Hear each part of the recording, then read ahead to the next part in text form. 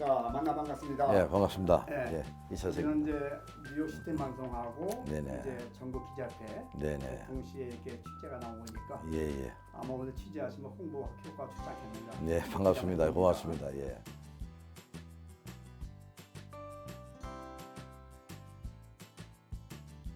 저는 일찍이 국민학교 2학년 때부터 발명의 길을 걸었습니다.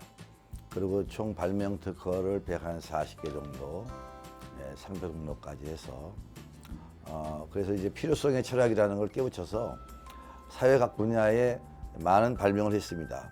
그런데 제가 발명을 하는 이유는 인류의 보편적 삶, 뭔가 우리에게 불편을 주고 또 해를 주는 그러한 문제들을 좀 합리적으로 해결하는 데 좀 도움이 돼야 되겠다.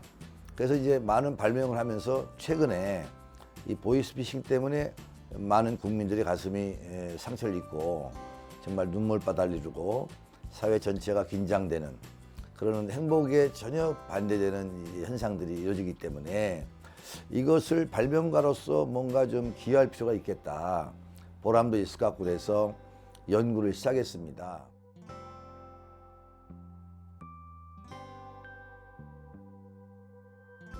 원인은 이제 첫째 물질 만능주의가 낳은 폐단이라고 생각합니다. 어떠한 수단과 방법을 통해서라도 자신이 행복하기 위해서 자기가 추구하고자 하는 갖기 위해서 어떤 방법을 동원해서 상대의 재산을 강취하고 그러한 이제 수단과 방법을 안 가리고 그런 어떤 가치관에 대한 사회적 어떤 추락이 결국에 이러한 범죄를 낳았고 또 하나는 뭐냐면 사회 안전망에 대한 부분이 정보화 사회다 보니까 이제는 어떤 통신상의 안전망이 좀 덜 되지 않았느냐. 그것이 보이스피싱의 범죄의 어떤 그 범람을 이야기하게 된 원인이라고 생각합니다. 네. 네.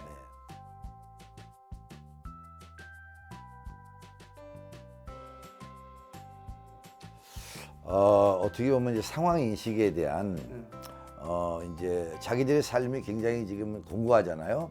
희망을 잃어버리고 어떤 위기 속에 있는 젊은이들이 많은데 한탕주의, 예, 이른바. 또 이 사람들이 사실은 자기 돈에 대한 자기 가치에 대한 자기 순환에 대한 안전에 대한 것들을 쉽게 잃어버릴 것 같으니까 상황 설정에서 자기의 심리 상태가 불안해지는 거죠.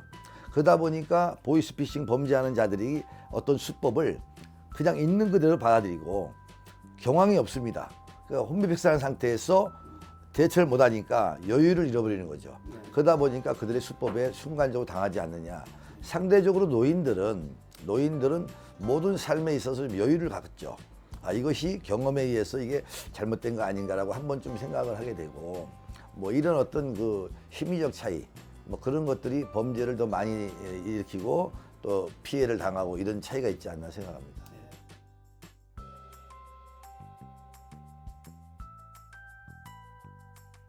저는 97% 이상 가능하다고 봅니다. 현재는 이제 개인이 발명을 했고 네. 역시 그 자본주의에 입각해서 네. 기업의 어떤 틀 속에서 이것을 앱을 제작을 하게 되겠죠. 그런데 이제 어떤 이 앱이 사회 공기의 역할을 할 수 있는 앱이기 때문에 아마 국가가 국민의 재산과 안녕을 지키는 것은 국가만이 하는 건 아니잖아요. 그렇지. 좋은 기업이 양질의 기술을 가지고 어떤 국민들의 생명과 안전을 지킬 수도 있다. 이랬을 때는 이제 공조 체제가 이루어지겠죠. 그렇지. 또 그리고 객관적으로 봤을 때도 어떤 사회적 사행성 기업이 아니기 때문에 이것은 아마 국가가 관심을 기울여 봅니다. 그리고 이제 한 말씀 올리면 이제 과학수사처의 얘기를 들자면 예, 이게 좋은 기술이라면 언제든지 문을 열어서 그러한 좋은 기술을 택해서 국민과 재산과 안전을 지키는데 적극적으로 가담할 용의가 있다.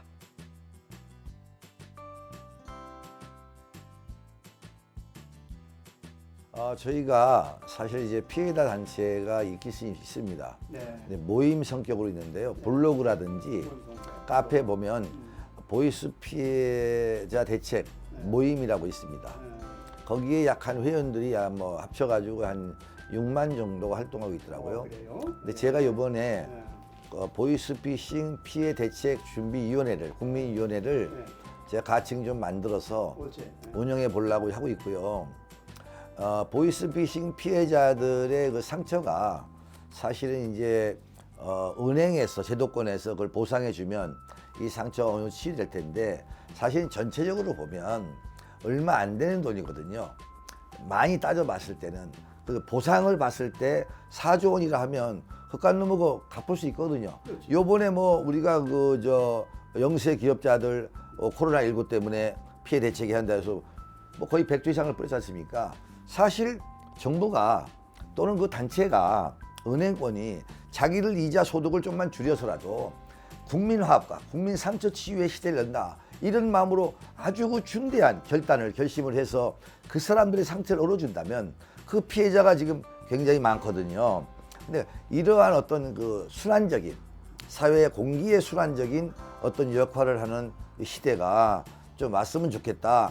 네가 잘못했고 내가 잘못된 것이 아니라 그렇지. 사실은 국민의 안전과 재산을 지키는 데 있어서 사실 구멍이 난 거거든요. 옛날에는 재래식으로 당했는데 지금은 정보로 당하거든요. 이 정보의 기술이 좀 더 장려되고 좀 더 공부를 통해서 이렇게 확산시킨다면 좋을 것 같고요. 그다음에 사실은 정부가 할 일은 뭐냐면 국민의 상처, 아픈 것을 치료해준다면 코로나19로 우리가 장사가 안 돼서 한 사람도 상처지만 이게 정부가 치안의 공백으로 해가지고 이게 피해가 발생한 것은 어떻게 보면 상처거든요. 그럼 국민의 의무가 제대로 안 돼 있다. 국가의 의무가 안 돼 있다. 그러면 사실 그런 재난과 같은 어떤 범죄를 우리가 국가가 책임져주고 또 그 다음에는 국가가 이 기술을 장려를 해서 두 번 다시 피해가 발생하지 않는 그런 어떤 상황을 만들면 좋지 않느냐.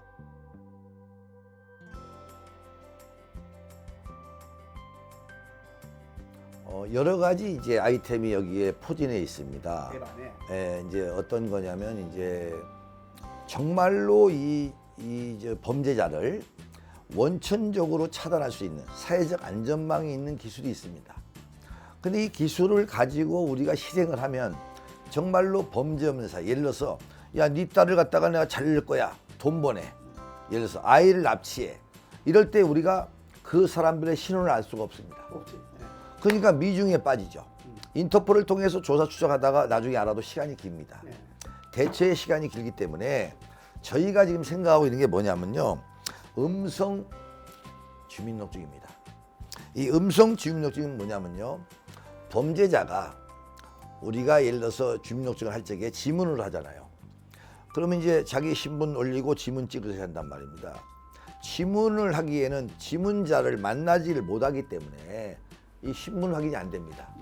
그런데 저희 우리가 그 단말기를 지금 연구하고 있습니다. 저희 단말기는 뭐냐면 주민등록을 하러 왔을 때 성인이잖아요. 그러면 그 사람이 지문만 남기는 것이 아니라 음성을 남깁니다. 우리 프로그램은 5가지 질문이 있는데요. 거기에 질문에 답하면 예를 들어서 음성이 높은 음과 낮은 음, 근데 중간 음을 말하게 됩니다.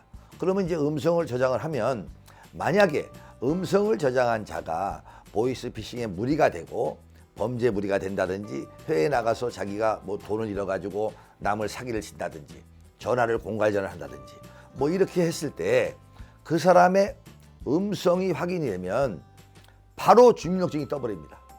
연동돼 가지고요. 그러니까 이 사람이 범죄를 시도하면 이 신분이 누군가가 100일하에 드러납니다. 그래서 바로 보안 시스템을 사회 경찰 안전 시스템을 작동을 해서 그 사람을 수배할 수가 있죠. 이것을 저희가 지금 연구하고 있습니다. 그러니까 보이스피싱 범죄의 하나와 그 다음에 우리가 주민등록증에 관계된 것들을 하게 되면 추적을 해서. 추적이 바로 됩니다. 이 사람은 누구다 해서 공개 수배할 수 있죠. 그렇지. 그래서 이것을 우리가 전 세계적으로 한번 또 이것을 서비스를 해보자라고 해서 현재 연구 개발 중에 있고요. 또 그 여러 가지 또 상황이 있습니다만 기업의 비밀이기 때문에 여기서 이제 저기하고 제가 보이스피싱이 어떻게 원천적으로 차단될 수 있을까라는 특허에 대한 기술을 좀 잠깐 설명하겠습니다. 범죄자가 전화를 하면 아까 말씀드렸다시피 마이너스 플러스의 프로그램이 있습니다. 음성 분석기가 있습니다. 분석기에서 분류해가지고 신호를 보내는 게 있습니다. 그래서 네. 그러면 신호를 보내면 이 사람이 가짜냐 아니냐를 여기서 센서에서 판단하고 여기에 센서에서 변환 장치에 의해서 다시 각자 프로그램을 작동시킵니다. 근데 한 가지를 작동시키죠. 근데 플러스 마이너스에 대한 과연 이 진위가 확률이 어느 정도냐 중요하지 않습니까? 그러면 음파에 대한 분석기는 거짓말 탐지기가 이미 100%짜리 나와 있습니다. 그럼 분석이 가능합니다. 근데 우리가 추구하고자 하는 건 뭐냐면 그 주위의 환경입니다. 이 소리가 굉장히 그 소리를 잘 쪄버리는 건데 이 전화기상의 그 주변을 다 소리를 감지합니다. 그럼 이 사람이 경찰이 업무하는 곳이냐, 외사과냐, 아니 금융 직원이냐, 이거 다 나옵니다.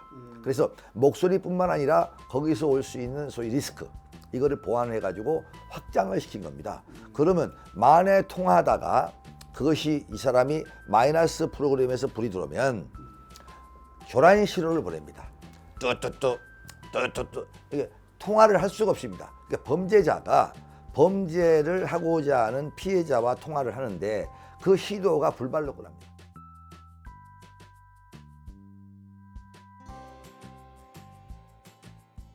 여기서 제가 이제 그 모 과학수사대 기관의 이제 중요한 분을 만났습니다. 만나서 이제 공익적인 사명이 있는 이 기업은 사기업이라는, 물론 요체는 사기업이죠.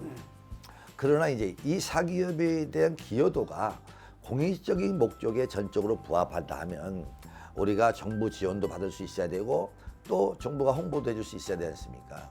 근데 그런 목적에 부합하는 건데 사실은 이제 이 기술을 저희가 앱이 한 2억 정도 들어갑니다. 2억밖에 안 들어갑니다. 개발하는데 기간은 약 2개월이고 현재 진행 중에 있습니다. 출시를 앞두고 있고 사실은 자금 때문에 어려움을 겪고 있는 사실입니다. 지금 한 이제 40일 남았습니다. 정확히 40일밖에 안 남았습니다. 안 남았고 저는 이런 생각을 했습니다. 국민들에게, 한국의 국민들에게는 한국의 국민들을 상처를 치유하기 위해서 만든 기술이니 약속을 제했습니다. 돈이 아무리 내가 필요해도, 자본에 대한 전 생물 자본가 아닙니다. 필요해도 이 사람들을 국민에게만큼은 돈을 받지 않아야 되겠다. 그 약속을 했습니다. 그래서 그러면 자본가로서 돈을 또 벌어야 되잖아요. 그럼 어디서 버느냐? 광고비로 국내는 벌고, 그 다음에 해외에는 빈도국가가 있습니다. 보이스피싱의 빈도국가가 상 넓어지고 있습니다. 지금 이제 왜냐하면 그 채용하는 범죄자들이 이제 각국 영어도 잘하는 사람도 막 채용하고 해가지고 한다더라고요. 그래서 빈도국가가 우리나라의 전 세계 한 10개국가 됩니다. 그러면 이제 피해자도 많지만 약 한 뭐 피해 금액은 30조를 육박한다래요. 전체적으로요. 근데 이제 인구로 따지니까 약 한 4억 명 정도 회원 확충이 가능하다. 세계에서. 네네. 4억 명 정도를 보면 우리나라 국내 인구의 활동 인구, 또 젊은 청년들 뭐 이렇게 해가지고 성인까지 합쳐버리면 약 한 2,500만 명 정도가 아마 이제 다운받지 않겠느냐. 그러면 우리 국민들은 무료로 하고 나머지 기업들에게 광고 사업하고 빈도국가 높은 국가에 우리가 수출을 했을 때, 서비스를 했을 때 구글을 통해서 그 국가에는 돈을 받아야 되겠다. 이 소위 말하면 21세기는 지하 자원을 시대가 아니라 지적 세계, 아이디어의 지하 자원의 세계거든요. 시정부의 사회니까. 국가가 자원을 게다 버리는 겁니다. 지금 현재. 저희 같은 사람을 관심을 기울이지 않고 놔둔다는 것은 장기적으로 봤을 때 손실이다. 뭐 이런 생각하고요. 그래서 저는 뭐냐면 입을 다물었습니다. 그냥. 이 시대가 이찬석의 아이디어를 가져가기에는 아직 멀었다. 그러니 중국에서 격찬한 아이디어를, 중국 뉴스에 나왔던 아이디어를 제가 버린 적이 있습니다. 지금 아이디어를 제가 뭐 관람료를 못 내가지고 한 40개를 지금 날아갔습니다. 가슴 아픈 현실이 있지만 알아주지 않는데 말하고 싶지 않습니다. 그래서 제가 스스로 노력을 해서 하나둘 내가 개발해 나가고 있습니다. 네, 알았습니다. 잘 들었고요. 하여튼 앞으로 하는 사업이 잘 되겠다라고요. 네네.